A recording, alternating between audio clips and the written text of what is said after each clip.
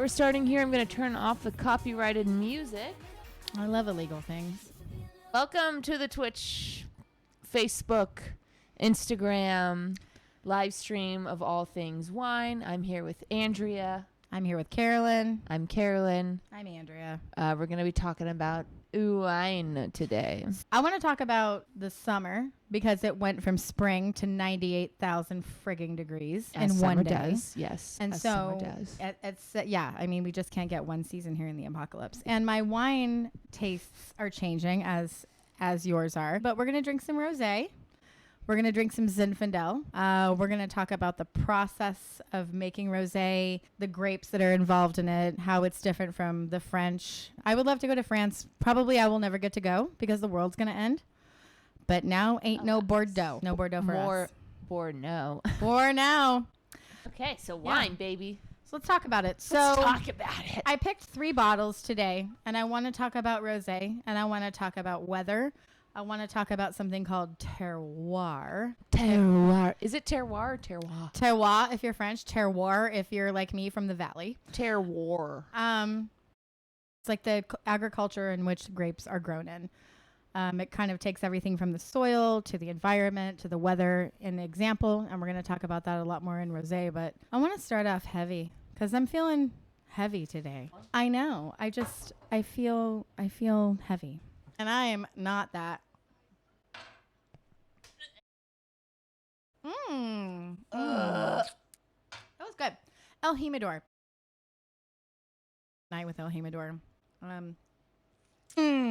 right, on to the wine portion of the stream. Let's get dark, baby. Well, we are going to get dark. This is a bottle. It's called Zinopolis. It is 100% red Zinfandel. It's red. It's peppery. I feel like Zinfandel, to me, it can be a funky mistress. It's not like a cab. Like when mistress. Yeah, like when you have a cab, when you're doing cabs, they're either, they're very selective. So if you get a cab, like a Stag Sleeper, a California cab, it's big, it's chewy, it's steaky. For me, I find it to be a little bit more multi-dimensional. It's kind of like that Pinot Noir where it's mushroomy and it's dusty, but it's got a lot more tannins. And when we talk about tannins, it's that pithy, like that thing in your... Tannins are the thing that gives wine its bitterness. It comes from the skin of the grape. If you're ever eating a grape and you peel the skin off with your teeth, like I know all you little savages did. Yeah. That tannin is the slightly more bitter texture you get from eating grape skins. And one of the most important things that tannin does is it provides structure, gives it a balance, it gives it an outline, it gives it an endpoint to where you're going to it. So this, going back, it's 100% of Zinfandel. It's $9.99. So to give you a banana for scale, $10 could buy you. If one banana is 10 cents, there's 10 bananas to $1. This sounds like a turnip truck questionnaire to get you a job there. This bottle of wine would buy you 100 bananas. 10. We're reviewing wine that you can drink in the current worldwide recession. Okay. Like a lot of times. There's only so much wine the 1% can drink. Yeah. And a lot of times, like, I don't know about you, but like, before I learned a lot about wine, I would stroll through the grocery store and I'd be like, well, that label looks real pretty. I'm going to take that wine. I like that label. Right. Most people choose wine by the label and the look. But, however, Zinfandel is from California. It's a pretty widely planted grape. It has a very tough skin. The tasting elements you want to think of is like black pepper, jam. Zinfandel, fun fact, is the most planted grape in America. There are more acres of Zinfandel in California than any other grape. So yeah, Zinfandel is the most widely planted grape in California. What's the number 2, Carolyn? What's your lifeline? You can do it. My number 2? No. Number 2, I'm going to say Chardonnay. Yes! Ding, ding, ding! Ladies and gentlemen, you want a brand new washer and dryer. Let's do the 3 wine steps of this. You look, you smell, and then you taste. Get a piece of paper. I'm pretty pale. I think this will work. Perfect. You can tell this is a young Zen. It's not a dark brick red. It's definitely a young ruby red. It's not brown. It is just ruby red. That's the best I can do. Okay, go on. That's really important to recognize about Zinfandel is like it can be ever changing. Zinfandel to me has a lot of the qualities of like, you know, if you cut your finger and you taste your own blood and it's like brown and it goes irony. Zinfandel's in very old world Cabernets. I love blood. Well, yes, in wine we talk about the natural thickness imparted from the tannins and the juice and the grapes and the terroir. Like if you're down here, in the South, people will say, "Oh, it runs slow as molasses."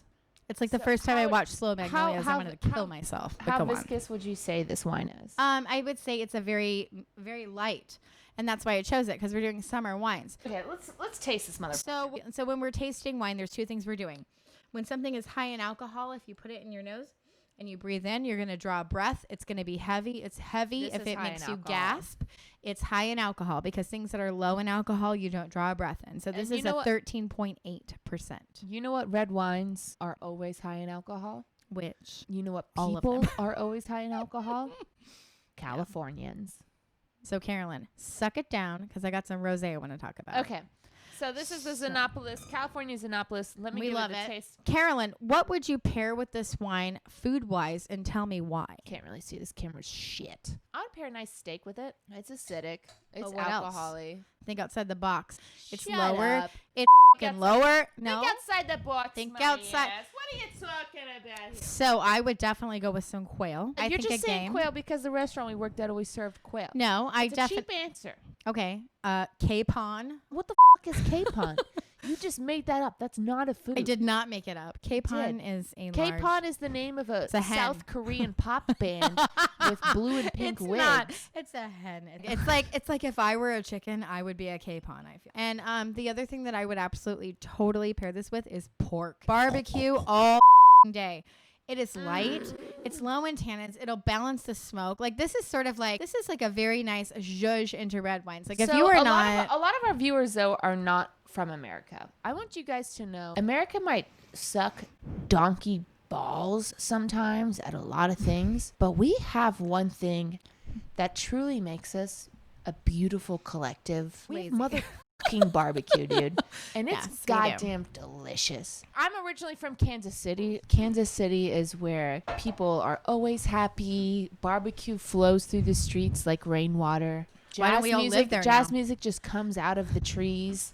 And maybe we're not in Kansas City now. I moved away because I hated it. Moving along from the rosé. Okay. I want to ask a question. Sorry to talk over my gal. I'm just so excited about rosé. Hampton's Gatorade. I guess you are excited to talk over me. You goddamn bitch.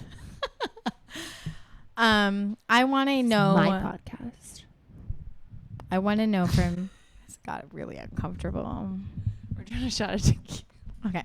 So this is a rosé. It is from Provence. I like mine at 46 degrees. 46 degrees. Okay. So a red wine, you want to be around 55 degrees. I like mine at 58. A champagne, you want to be around 40. 39. To do a table 46, 50 degrees with this rosé. So there's just a couple things. So when you're making rosé wines, we are imparting tannin of various different red grapes. Tannin being the pithiness or the skins of the grapes.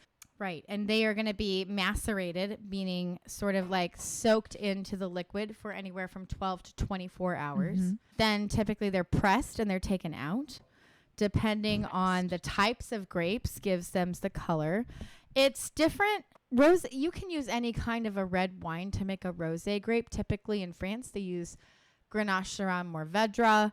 In California, there are more Zinfandel, which is why we started with Zinfandel. Just sort of to bring that to like the case, which is thus the white Zinfandel, whoever asked for that. Rosé is essentially any kind of wine that's macerated with the red tannin skins that are pressed and taken out. Oh. Cheers to you, bitch. I typically don't like a Provence rosé because I feel like it's got a metallic aftertaste because it has too much of Grenache. When you don't let that grape come to its true fruition, it can taste metallic.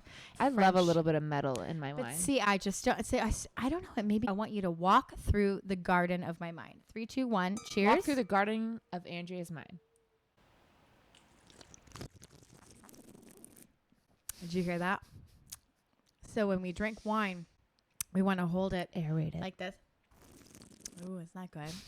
It's like if you were on the beach all day and like swimming and just your face is just like cracked with salt, but it's kind of sweet. Oh. And you're so sunburned and you're satisfied, and that Ich liebe sie auf Französisch. I don't know what she just said. Taste I had, definitely like you said, honey. It's got that sweet. It has a viscous taste without actually being viscous. Honeydew melon, I think as you were about to say. Sure. Apricot, but not like heavy apricot, not like stone fruit. Yeah. It's definitely from a cooler climate than like your typical like California stone fruit or Mediterranean. This is not a Mediterranean wine. The last wine I want to talk about tonight is we are trying this Myles and More. It is a rosé. Typically, you would call this a white Zinfandel because it is 100% Zinfandel. I know, it's hardly any. Give me some more. But it's from California. The thing that you want to look for is sort of a drier, more honey, more accessible. You can experience the tannins. California rosés pair very well with things like barbecue, smoke, ocean, salt. Yes. And this pairs nicely with a day at the beach.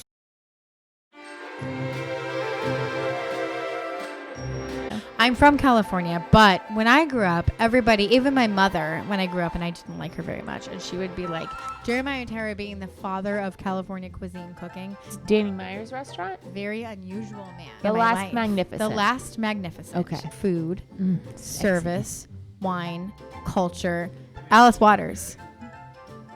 But the things that you are curious about buying, trust me, I've drank it all. Fucking Salem Light 100s. I'm looking for my $5 mimosa champagne for brunch. Champagne. Thank you, Woodbine Wines of East Woodbine Nashville. Wines of East Nashville. Cava. Lava. Jumping in the juice like a guava. Nectar, bitch. Do it again. Brut is, and then just AP flour. And it's like, for your cheapo brunch.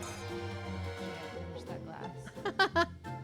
like a thigh, like a chicken. Well, I wouldn't. Yeah. I mean, I think it's a collis. Andrea, what's Solidify? Thereby solidifying, first of all, They're Joe high. Rogan's $100 million deal. He did act unconstitutional. Munchin, apparently. And I love butt munchin and murder. The highest amount of viewers we've had all night. So. Somewhere in Lower. Rosé is the hand of life. The restaurant we used to work at was like I paired and reservations. Thank you everybody for being here. That's Carolyn Weingartner. Thank you for streaming. Swishing them a quote. Thank you for Next being week. here.